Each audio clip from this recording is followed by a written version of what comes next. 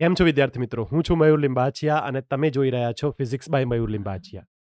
તો ચલો વિદ્યાર્થી મિત્રો શરૂ કરીએ આજનો આ વિડિયો લેક્ચર જેમાં આપણે ધોરણ 12 સાયન્સ પ્રકરણ નંબર 9 કિરણ પ્રકાશશાસ્ત્ર અને ઉપકરણોમાં ટોપિક નંબર 9.5.1 જેને આપણે ગોળીય સપાટી દ્વારા વક્રીભવન છે તેને સમજવાના છીએ વિદ્યાર્થી મિત્રો.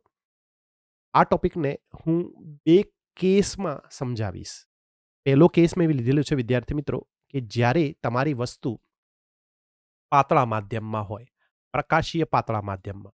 તો તમે આકૃતિમાં જોઈ શકો છો કે આ આપણી હવા જે પ્રકાશીય પાતળું માધ્યમ છે, જેનો વક્રીભવનાંક n1 લીધેલો છે, ત્યાં મેં વસ્તુ ઓને રાખેલી છે. બરાબર? તો આ કેસ નંબર 1 છે. બીજો કેસ કયો લઈશું? બીજો કેસ આપણે વસ્તુને જે કાચ છે એટલે કે પ્રકાશીય ઘટ માધ્યમમાં મૂકીશું. ઓકે? તો આપણે બીજો કેસ પછી સમજીએ. તો વિદ્યાર્થી મિત્રો અહીંયા તમે જોઈ શકો છો એ પ્રમાણે એક આ મેં કાચનો ગોળો લીધેલો છે. કાચનો ગોળો છે. હવે આ ગોળો નક્કર ગોળો છે. મતલબ આખો પોર્શન કાચનો છે. એવું આપણે જો માની લઈએ તો વિદ્યાર્થી મિત્રો આ ગોળામાંથી મેં એક વક્ર સપાટી લીધેલી છે. બરાબર? અને આ ગોળાનું જે કેન્દ્ર આપણે બતાવ્યું છે એ કેન્દ્રને આપણે આ વક્ર સપાટીનું વક્રતા કેન્દ્ર C તરીકે ઓળખી અથવા એને આપણે આ ગોળીય સપાટીનું વક્રતા કેન્દ્ર C આપણે લખી શકીએ, દર્શાવી શકીએ. તો હવે હું આ કાચનો ગોળો છે એને જો રિમૂવ કરું તો તમને આ ગોળીય સપાટી મળશે અને આપણે આ ગોળીય સપાટી દ્વારા થતું વક્રીભવન સમજવાનું. ઓકે? તો હવે વિદ્યાર્થી મિત્રો આ ગોળીય સપાટીનું આ થશે વક્રતા કેન્દ્ર C. આ ગોળીય સપાટીનો જે મધ્ય ભાગ છે, મધ્ય બિંદુ છે, એને આપણે P તરીકે દર્શાવ્યું છે અને એનાથી આપણે જો અંતર લખીએ તો વિદ્યાર્થી મિત્રો આ જે અંતર થશે એ અંતરને આપણે વસ્તુ અંતર U તરીકે ઓળખીશું. તો અહીં વિદ્યાર્થી મિત્રો મેં ગોળીય સપાટીથી U અંતરે વસ્તુ મૂકેલું. હવે વક્રીભવન સમજવાનું છે તો વક્રીભવનમાં આપણે જાણીએ છીએ કે વસ્તુમાંથી પ્રકાશનું કિરણ નીકળે. તો ધારો કે આ વસ્તુમાંથી નીકળેલું પ્રકાશનું કિરણ છે એ ક્યાં આપાત થયું? એ આ ગોળીય સપાટી ઉપર માની લો કે n બિંદુ ઉપર આપાત થયું. તો હવે વક્રીભવન સમજવા માટે મારે શું કરવું પડે? આ સીમાંથી એક લંબ દોરવો પડે. હવે તમે કહેશો સાહેબ સીમાંથી કેમ લંબ? તો જ્યારે કોઈ વર્તુળ હોય ને અને આ એનું કેન્દ્ર C હોય, તમે જ્યારે ત્રિજ્યા દોરો ને તો ત્રિજ્યા હંમેશા વિદ્યાર્થી મિત્રો એ પરિધ સાથે 90નો ખૂણો બનાવે. તો હું સીમાંથી એક આવી રીતે લાઈન દોરું તો વિદ્યાર્થી મિત્રો કેટલો ખૂણો બનાવે? 90નો. મતલબ એ આપણો શું થયો? લંબ થશે. તો યાદ રાખજો એ ગોળીય સપાટી ઉપર તમારે લંબ દોરવો હોય તો તમારે શું કરવાનું? સીમાંથી પસાર થતી અને તે બિંદુને જોડતી એક લાઈન બનાવી દેવાની. એ શું થશે? ત્રિજ્યા તરીકે વર્તશે અને એ જ એનો લંબ થશે. તો જુઓ, હું આ રીતે જો અહીંયા એક લંબ બનાવું સીમાંથી પસાર થતો વિદ્યાર્થી મિત્રો, તો આ મારો તે બિંદુએ દોરેલો સપાટીને લંબ થાય. આપણે જાણીએ છીએ આ ખૂણો કયો થશે? આપાત કોણ? કે આ આપણો લંબ છે. આ આપણું વિદ્યાર્થી મિત્રો આપાત કિરણ છે. આપાત કિરણ. બરાબર? હવે પ્રકાશીય પાતળા માધ્યમમાંથી ઘટ માધ્યમમાં જાય તો આપણે જાણીએ છીએ લંબ તરફ વળે. તો આ વિદ્યાર્થી મિત્રો કિરણ સીધું જવાની જગ્યાએ લંબ તરફ વળશે. મતલબ ક્યાંક આવી રીતે વળે. સમજાય છે? તો વિદ્યાર્થી મિત્રો આ અહીંયા છેદશે કોને? મુખ્ય અક્ષને. આપણે જાણીએ છીએ કે જો આ વસ્તુ હોય તો એક કિરણ સીધું પણ આપણે દોરી શકીએ. એ કેટલા ખૂણે જાય છે? 90ના ખૂણે. તો 90ના ખૂણે ક્યારે કિરણ વક્રીભવન ન પામે એટલે સીધે સીધું જાય. અને સીધે સીધું જાય તો જુઓ બે કિરણો ક્યાં ભેગા થયા? અહીંયા ભેગા થયા. અને આપણે એ પણ જાણીએ છીએ કે જ્યાં પ્રકાશમાં વસ્તુમાંથી આવતા પ્રકાશના બે કિરણો ભેગા થાય છેદે ત્યાં આપણને પ્રતિબિંબ મળે. તો અહીંયા શું મળશે? આ વસ્તુનું પ્રતિબિંબ મળે. પ્રતિબિંબ મળશે. તો હવે આપણે વિદ્યાર્થી મિત્રો પ્રતિબિંબ અંતર મારે જો દર્શાવવું હોય તો શું દર્શાવવું? પ્રતિબિંબ અંતર દર્શાવવું હોય તો હું દર્શાવી શકું V તરીકે. પ્રતિબિંબ અંતર V. સાથે સાથે જે વક્રતા ત્રિજ્યા અને P વચ્ચેનું જે અંતર છે એને મારે દર્શાવવું હોય તો દર્શાવી શકું વક્રતા ત્રિજ્યા R તરીકે. તો આપણે આ દર્શાવી દીધું છે. હવે હું તમે ધ્યાનથી જોશો કે જો હું અહીં એન ઉપરથી એક પ્રક્ષેપ બનાવું આ રીતે, તો જુઓ એક ધારો કે એમ બિંદુ ઉપર છેદે. ક્યાં છેદે છે વિદ્યાર્થી મિત્રો? એમ બિંદુ. તો આ કિસ્સાની અંદર તમને 3 કાટકોણ ત્રિકોણ જોવા મળે. જુઓ, કયા 3 કાટકોણ ત્રિકોણ જોવા મળે છે? એક તો તમે જુઓ NOM, મતલબ કાટકોણ ત્રિકોણ NOM, બરાબર છે. બીજું કાટકોણ ત્રિકોણ NCM, મતલબ આ ખૂણો હોય એવું કાટકોણ ત્રિકોણ. તો જુઓ NCM. અને ત્રીજું આ ખૂણો હોય એવું કાટકોણ ત્રિકોણ. કરો તો શું આવે છે? કાટકોણ ત્રિકોણ તો આ 3 કાટકોણ ત્રિકોણ તમને જોવા મળે જો તમે પ્રક્ષેપ પાડો તો. હવે આપણે આ જ કાટકોણ ત્રિકોણનો ઉપયોગ કરવાનો છે સૂત્ર સાબિત કરવા માટે. બરાબર છે? તો જુઓ, હવે હું આ જે ખૂણા દર્શાવ્યા મેં 3, એ ખૂણાને નામ આપી દઈએ. ધારો કે આ ખૂણાને નામ આપીએ આપણે આલ્ફા ખૂણો, આ ખૂણાને નામ આપીએ બીટા ખૂણો, અને આને નામ આપીએ ગેમા ખૂણો. આ આપણને ખૂણો ખબર છે. આ ખૂણો કયો થશે વિદ્યાર્થી મિત્રો? આ આપણે લંબ અને વક્રીભૂત કિરણની વચ્ચે રચાતો વક્રીભૂત કોણ. આ આપણો આપાત કોણ. લંબ અને આપાત કિરણ વચ્ચે આપાત કોણ. તો આ તમારું વક્રીભૂત કિરણ છે. વક્રીભૂત કિરણ અને લંબ વચ્ચે જે ખૂણો આવે એને આપણે શું કહેતા હતા? વક્રીભૂત કોણ આર. તો હવે વિદ્યાર્થી મિત્રો આપણી આખી આકૃતિ પૂરી થઈ ગઈ છે. અહીંયા જે 3 ત્રિકોણો બન્યા એ 3 ત્રિકોણનો ઉપયોગ કરી હવે આપણે આગળ સૂત્રને સાબિત કરી શકીશું. તો જુઓ, તમે કહેશો સાહેબ જો હું OM લઈશ ને તો મારે અહીંયાથી અંતર માપવા પડશે. તો આપણે શું કરીશું? આ જે PM અંતર છે એ ખૂબ નાના હોવાથી આપણે જે OP છે એને આપણે શું કહીશું? OM કહી દઈશું. બરાબર છે? તો હું લખી શકું કે આકૃતિમાં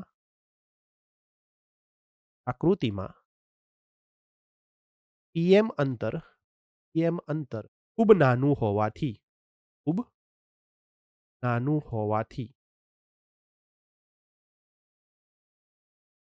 PM નહીં, પહેલા આપણે વારાફરતી લઈએ.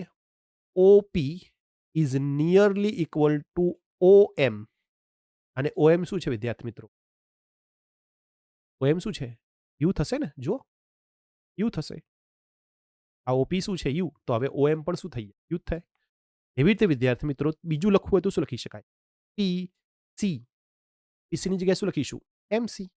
તો PC is nearly equal to MC. અને MC હવે શું થશે? R થશે. જુઓ, PC શું છે? R છે. તો MC પણ શું થઈ જાય? R થઈ જાય. એવી રીતે વિદ્યાર્થી મિત્રો ત્રીજું તો જુઓ PI. Therefore PI, જો PI હોય, બરાબર છે, તો એને PI ઇઝ ઇક્વલ ટુ શું લખી શકાય? જુઓ જરા, PI is nearly equal to PI, તો MI લખી શકાય. શું લખી શકાશે? MI બરાબર V થશે. તો આ V.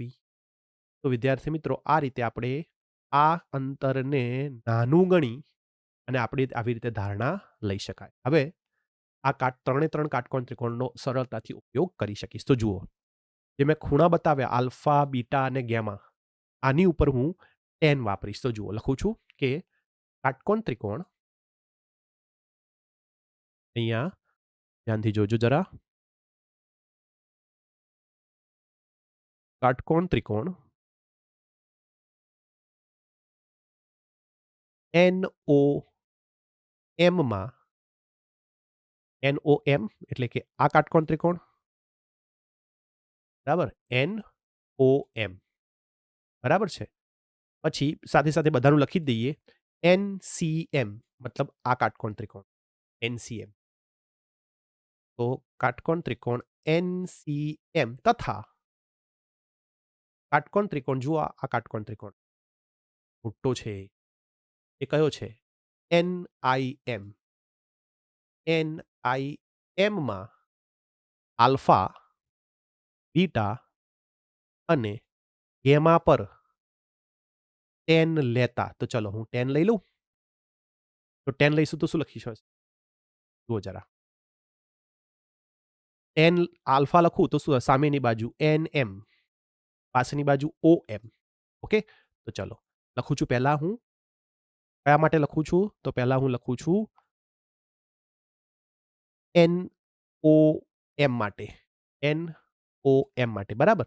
તો NOM માટે લખું તો લખી શકાય ધેરફોર tan આલ્ફા બરાબર NM ભાગ્યા OM. ચેક કરો જરા જુઓ.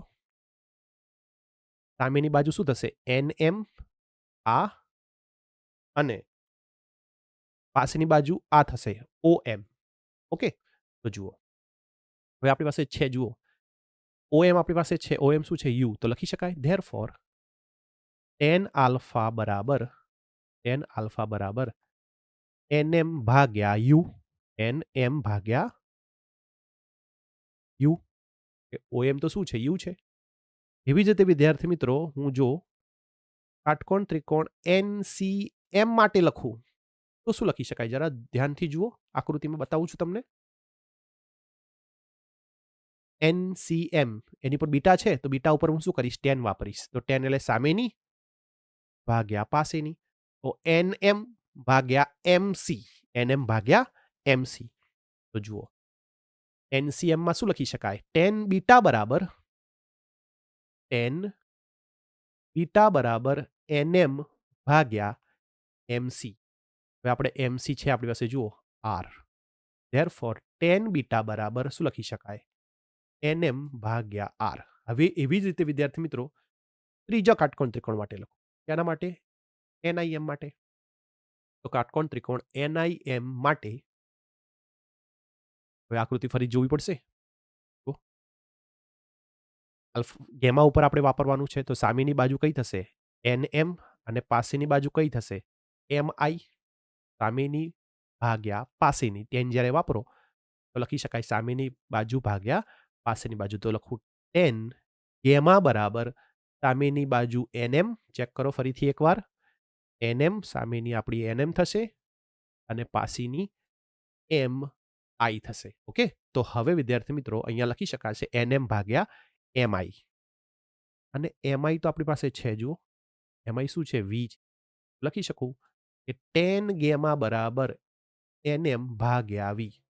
હવે વિદ્યાર્થી મિત્રો આપણે જે ગોળીય સપાટી લીધી છે ને, એ જે ગોળીય સપાટીનો આ જે વક્ર છે એ ખૂબ નાનો હશે, તમને અહીંયા જોવામાં વધારે લાગે છે. તો આપણે શું કહી શકીએ કે ખૂણા જે રચાય ને એ બધા ખૂણા ખૂબ નાના હશે. બરાબર. આપણે આવી રીતે લખી શકીએ કે અહીં રચાતા ખૂણા ખૂબ નાના હોવાથી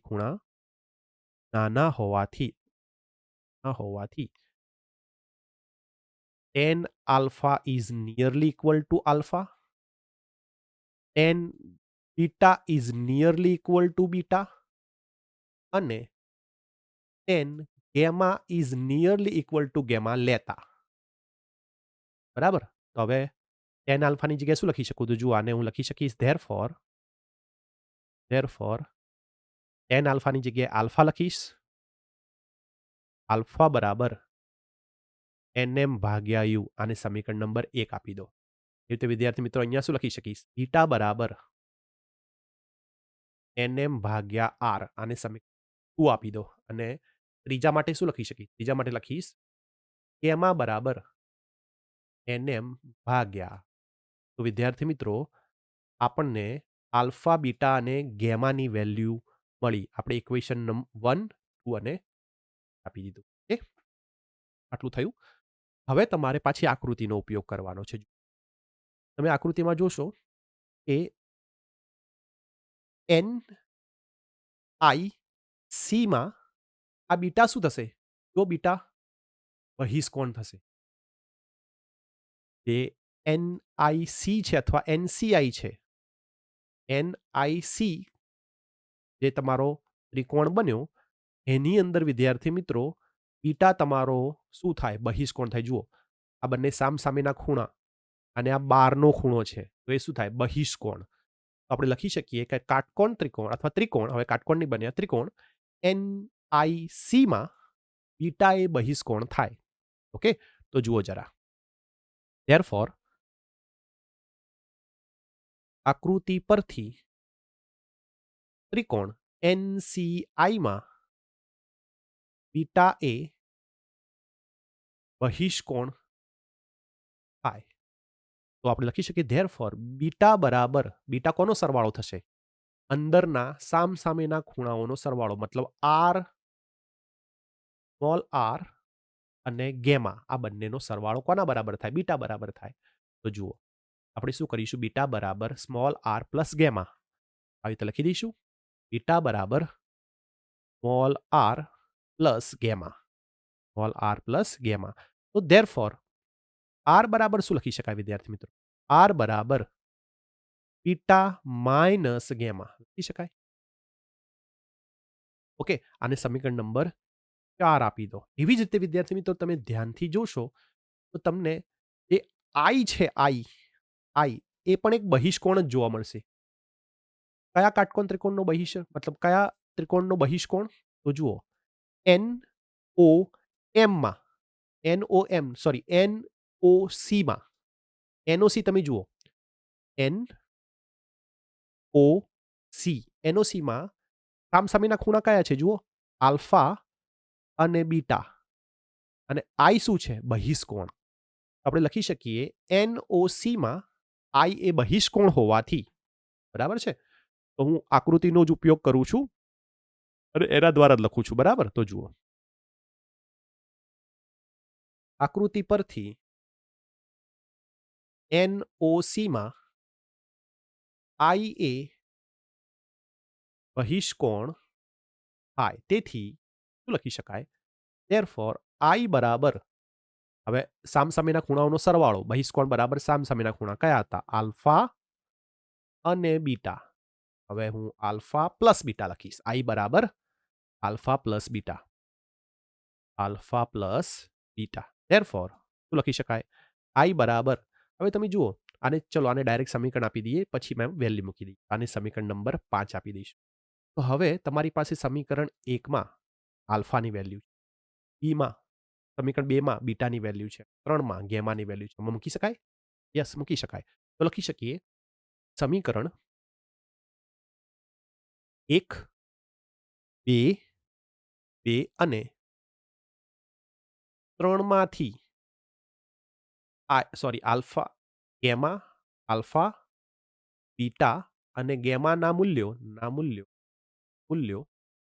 સમીકરણ 4 અને 5માં મૂકતા.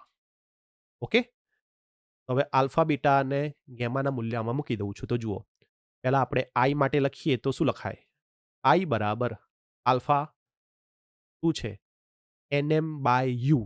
તો અહીંયા લખીશું NM/U પ્લસ બીટા શું છે? NM/R, NM/R. તો જુઓ ધેરફોર NM/R. એવી રીતે બીટા જુઓ, આરી બીટા, બીટા નહીં, સમીકરણ 4 એટલે આરમાં મૂકવાની વેલ્યુ. તો આર બરાબર બીટા હાલ લખ્યું આપણે NM/R માઇનસ ગેમા આપણું શું છે? NM/B છે. તો જુઓ લખીશું NM/, હવે આ વિદ્યાર્થી મિત્રો આપણા નવા સમીકરણ થયા 6 અને 7. ઓકે, હવે હું શું કરીશ? મારી પાસે આઈ અને આર ની વેલ્યુ આવી ગઈ છે.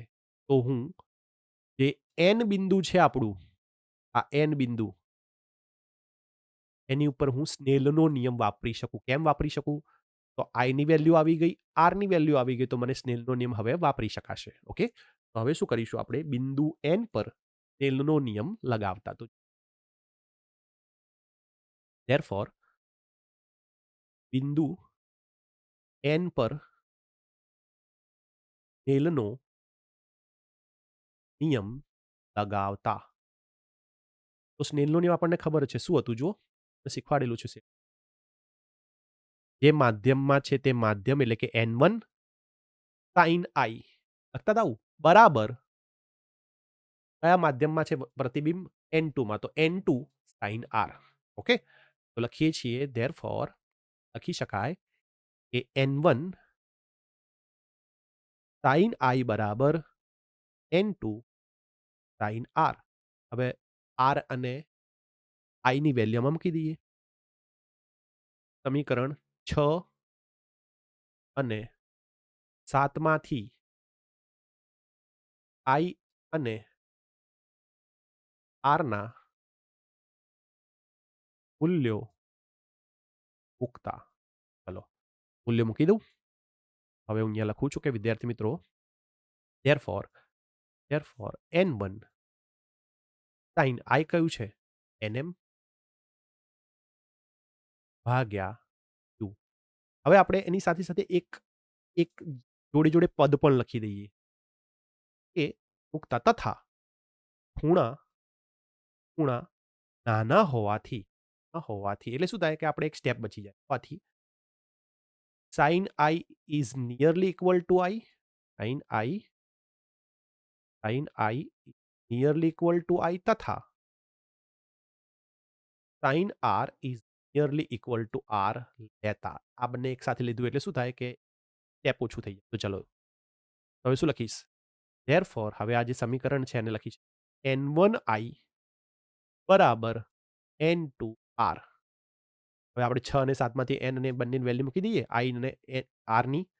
તો n1 i ની વેલ્યુ શું છે nm by u plus nm by r i ની વેલ્યુ મૂકી is equal to n2 r ની વેલ્યુ મૂકું તો ચલો લખો nm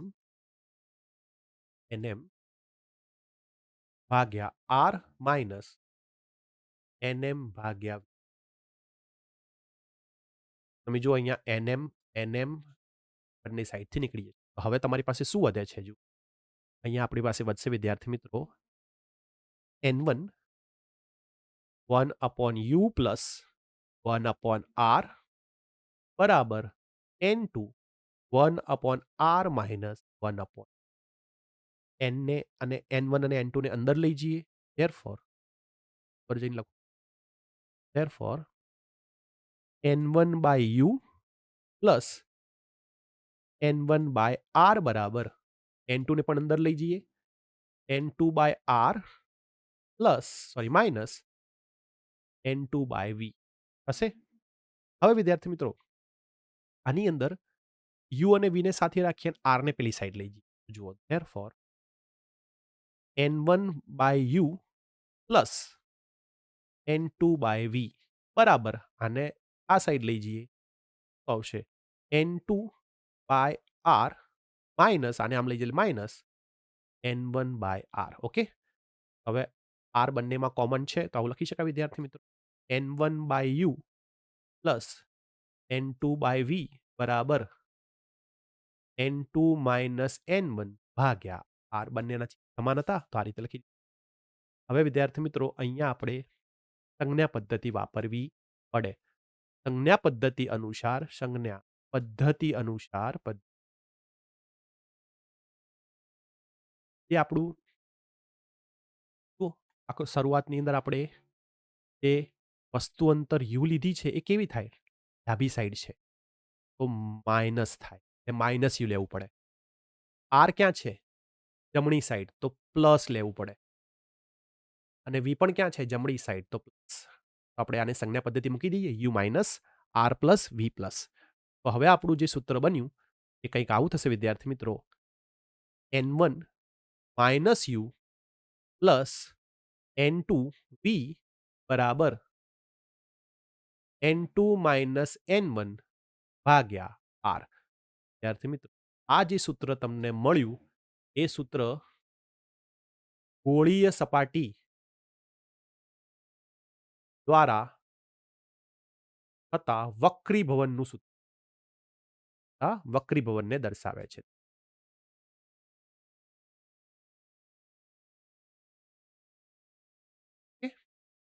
વિદ્યાર્થી મિત્રો આ રીતે તમારે સૂત્ર સાબિત કરવું થોડું લેન્ધી છે પણ આકૃતિનો ઉપયોગ કરશો એટલે ધીમે ધીમે તમને સ્ટેપ બાય સ્ટેપ ખ્યાલ આવી જશે. બરાબર છે. તો સૌથી પહેલા તમારે આકૃતિ દોરવાની, ત્રણ કાટકોણ ત્રિકોણ લેવાના, આલ્ફા બીટા ગેમા દર્શાવી એની ઉપર 10 વાપરવાનું. પછી બે બહિષ્કોણ લેવાના, એક બીટા બહિષ્કોણ થશે અને આઈ બહિષ્કોણ થશે. પછી એમાં બધી વેલ્યુ મૂકવાની, સાદુરૂપ આપ. વિદ્યાર્થી મિત્રો હવે આપણે કેસ નંબર 2 જેમાં આપણે વસ્તુને ઘટ માધ્યમમાં રાખીશું. તો તમે જુઓ અહીંયા કેસ નંબર 2 મેં દર્શાવેલો છે, જેમાં આપણું વસ્તુ ક્યાં પડ્યું છે? ઘટ માધ્યમમાં. એટલે જુઓ, આ આપણું વસ્તુ છે, O આપણી વસ્તુ છે અને એ વસ્તુને આપણે કાચમાં રાખેલી છે. પહેલા કેસમાં ક્યાં હતી? હવામાં. જોઈ લો જરા આકૃતિની અંદર. વસ્તુ આપણી હવામાં હતી, એટલે કે પાતળા માધ્યમમાં. અને પ્રતિબિંબ ક્યાં રચાતું હતું? ઘટ માધ્યમમાં. તો અહીંયા વસ્તુ આપણી ઘટ માધ્યમમાં હશે. જુઓ, વસ્તુ ઘટ માધ્યમમાં છે, કાચના માધ્યમમાં. અને પ્રતિબિંબ ક્યાં રચાશે? પાતળા માધ્યમ. તો હવે આ કિસ્સા માટે સૂત્ર કેવું તૈયાર થાય એ આપણે અહીંયા જોઈશું. તો તમે જુઓ, આ જે સૂત્ર છે એ સૂત્ર કોના માટે છે? એ સૂત્ર છે જ્યારે વસ્તુ, વિદ્યાર્થી મિત્રો, પાતળા માધ્યમમાં હતી ત્યારે. પાતળા માધ્યમ મતલબ N1. યુ મતલબ વસ્તુ અંતર. ક્યાં છે? પાતળું માધ્યમ N1 માં. તો વિદ્યાર્થી મિત્રો, આ સૂત્રને મારે હવે મોડિફાય કરવું પડશે. મતલબ મારે ફરીથી આખું સૂત્ર તારવવાની જરૂર નથી. મારે શું કરવાનું? આ જે સૂત્ર છે એ સૂત્રને ફક્ત મોડિફાય કરવાનું. શું મોડિફાય કરીશ? તો જુઓ, તમે ધ્યાનથી જુઓ આ સૂત્રને. મેં જે અહીંયા સૂત્ર બનાવ્યું છે એમાં તમારી વસ્તુ ક્યાં પડી છે? વસ્તુ N1 મતલબ હવામાં, પાતળા માધ્યમમાં. તો હવે આની પરથી મારે આ કિસ્સાનું સૂત્ર બનાવવું હોય તો કેવી રીતે બને? તો જુઓ, જ્યાં N1 છે ત્યાં હવે વસ્તુ U ક્યાં છે? હવે તમારું જુઓ, N2 માં છે. અહીંયા સૂત્રમાં શું ચેન્જ થશે? N2 ભાગ્યા માઇનસ U. જ્યાં N1 હતું એની જગ્યાએ શું આવી ગયું? N2. બરાબર. આગળના કિસ્સામાં વસ્તુ હવામાં હતી તો N1 હતું. આ કિસ્સાની અંદર, બીજા કિસ્સામાં વસ્તુ કાચમાં છે, ઘટ માધ્યમમાં છે તો N2. એવી રીતે અહીંયા આ સૂત્રની અંદર પ્રતિબિંબ ક્યાં બનતું હતું? પ્રતિબિંબ આપણું ઘટ માધ્યમમાં બનતું હતું. એટલા માટે જુઓ, N2 આવ્યું. ચેક કરો આકૃતિમાં, આગળની આકૃતિમાં. પ્રતિબિંબ ક્યાં બને છે? પ્રતિબિંબ તમારું ઘટ માધ્યમમાં, મતલબ N2 માં. તો સૂત્રમાં શું આવ્યું? N2 ભાગ્યા V. જુઓ અહીંયા, N2 ભાગ્યા V. આ N2 ભાગ્યા V છે. તો અહીંયા સૂત્ર શું આવશે? પ્લસ N1 ભાગ્યા V. કેમ? તો જુઓ, પ્રતિબિંબ ક્યાં બને છે? પાતળામાં બને. આ કિસ્સામાં પાતળામાં બને. તો ચેન્જ શું કરવાનો છે? N1 ની જગ્યાએ N2 અને N2 ની જગ્યાએ N1 કરશો એટલે તમારો બીજો કેસ તૈયાર થઈ જશે.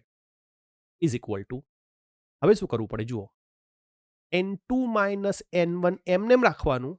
અને તમે જુઓ હવે, R એટલે કે વક્રતા ત્રિજ્યા હવે ડાબી સાઈડ છે તો આ માઇનસ થાય. શું કરવાનું? માઇનસ. તો અહીંયા પહેલા કિસ્સાની અંદર વક્રતા ત્રિજ્યા ક્યાં હતી? જમણી સાઈડ. તો આપણે જો પ્લસ લેતા હતા. તો અહીંયા ડિફરન્સ એટલો કરવાનો છે, તમારે ફક્ત આને શું કરવાનું? Minus R. કારણ કે આ શું થશે? માઇનસ. તો વિદ્યાર્થી મિત્રો, આ તમારું સમીકરણ તૈયાર થઈ ગયું. N2 ભાગ્યા માઇનસ U પ્લસ N1 ભાગ્યા U બરાબર N2 માઇનસ N1 ભાગ્યા માઇનસ R. તો આ વસ્તુ પાતળા માધ્યમમાં, વસ્તુ પાતળામાં, અને આ વસ્તુ, બીજો કિસ્સો, ઘટ માધ્યમમાં હોય ત્યારે. બરાબર છે. તો આશા રાખું છું કે તમને આ બંને કિસ્સા સમજાયા હશે. આ કિસ્સાની અંદર વસ્તુ ઘટ માધ્યમમાં છે અને એનું પ્રતિબિંબ રચાય છે પાતળા માધ્યમમાં. આ સૂત્ર બને. આગળના કિસ્સાની અંદર પાતળા માધ્યમમાં હતી, પ્રતિબિંબ ઘટ માધ્યમમાં હતું, તો આપણે આ સૂત્ર. આશા રાખું છું કે તમને બંને કિસ્સા સમજાયા હશે. હવે તમને દાખલામાં અથવા MCQની અંદર જે પણ પ્રમાણેનો કિસ્સો આપ્યો હોય એ પ્રમાણે તમારે આ સૂત્ર ઉપયોગ કરવાનો છે. બીજી વસ્તુ, આ બંને સૂત્ર, એના પછીનો જે ટોપિક છે લેન્સ મેકરનું સૂત્ર, એની અંદર આ બંને સૂત્રનો જ ઉપયોગ કરી આપણે લેન્સ મેકર બનાવીશું. તો આ ધ્યાનથી તમે સમજી અને એકવાર જાતે પ્રયત્ન કરજો સૂત્ર તારવવાનો. ન ખબર પડે, તમે મને કમેન્ટ સેક્શનમાં જે પણ પ્રશ્નો હોય લખી જણાવજો, હું તમને જવાબ આપીશ. જો વિડીયો સમજાયો હોય, મારી ટેકનિક સમજાઈ હોય, એક્સપ્લેન કરવાની પદ્ધતિ સમજાય, પ્લીઝ ચેનલને સબસ્ક્રાઇબ કરજો, નોટિફિકેશન બેલ આઇકન દબાવો અને તમારા ફ્રેન્ડ સાથે આ વિડીયોને જરૂરથી શેર કરો. હવે આપણે મળીશું નેક્સ્ટ વિડીયો લેક્ચરમાં. ત્યાં સુધી બધા વિદ્યાર્થી મિત્રોને થેન્ક્સ ફોર વોચિંગ. બાય.